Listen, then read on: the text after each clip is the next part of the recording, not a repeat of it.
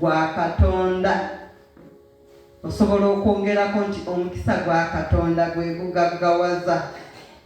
Nze nalabye nti omukisa ddala guva eri Katonda. Ne mmanya nti Mukama bw'aba akuwadde omukisa era gwo gulina okubeerera. Ne bwe buba bugagga nga buzze tebusobola kusaanawo kubanga bwava eri Katonda. Ne mmanya nti omukisa gwa Katonda gwe gugaggawaza. Mu linnya lya Mukama waffe Yesu. Mukama yeebazibwe. Tubikule. Bikola lubereberye 26. Yawo ku lunyiri olusooka. Lubereberye 26 Genesis 26. Ne wagwa enjala mu nsi endala, so Seera ey'olubereberye eyagwa mu nnaku za Ibulayimu.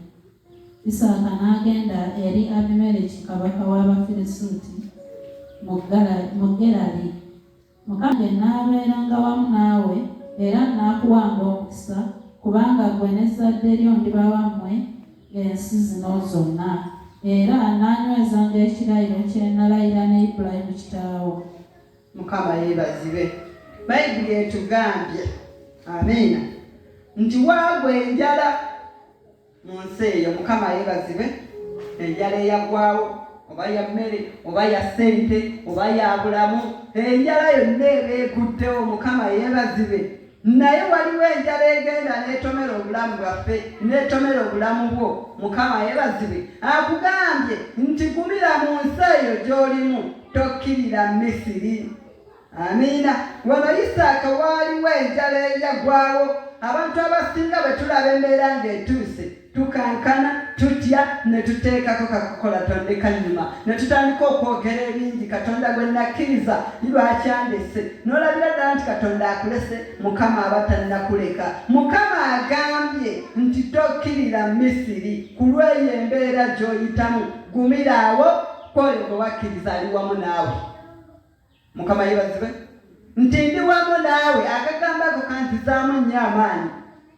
Bw'aba ayogedde nti ndi wamu naawe, agambye nti ndituukiriza endagaano yange.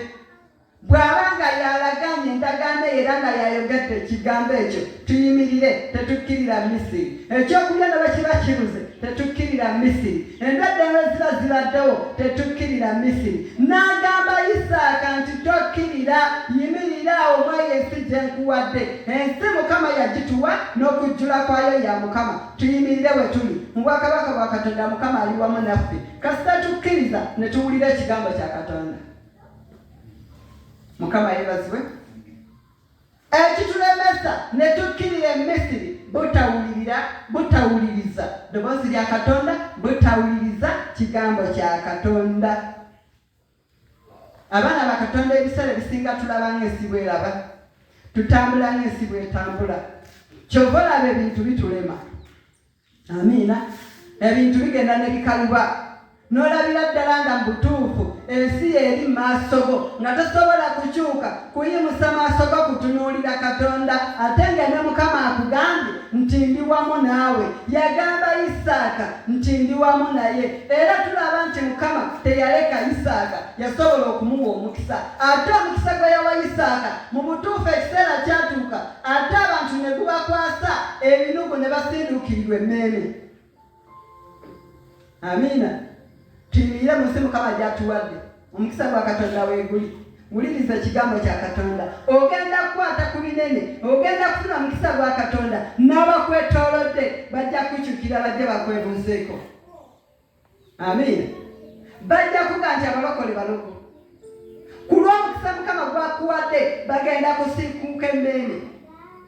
Emmeeme zijja basinduukirira, bakuyita omulogo, bakuyita omuti, bajja kuyita buli linnya, naye kkiriza Katonda kyagambye. Wuliriza eddoboozi lya Katonda. Keere ng'enjala weeri. Amiina. Ate ng'embeera eneekyuka, Mukama asooka kubaako mbeera ejjawo, okujjawo oli ate okutwala mu mbeera endala. Embeera ne bw'eba nkalubo, owooluganda tukkirize nti Katonda ali wamu naffe. Amiina. Waliwo ekiseera emabegako wiki ewedde ngano za bbiri oba emabega, nayingirizaako ku lunaku olubi nemaga nti olunaku olubi lubaawo era weeruli. Olunaku lukya mu butuufu nga si lulungi, naye olw'okuba nti ekisa kya Katonda weekiri, Mukama ayimirira wamu naffe. Amiina. Tulina okubeera nga tuteteza Katonda nga balina nti abajjukiza ba Mukama tebakoowa. Kyukira Katonda omugambe wagamba bw'oti, Mukama wagamba bw'oti. Mukama laba enjala gye nnyimiriddemu, laba embeera gye ndimu Mukama, naye sigenda kukyuka kudda Misiri. Mukama ali wamu naawe. Mukama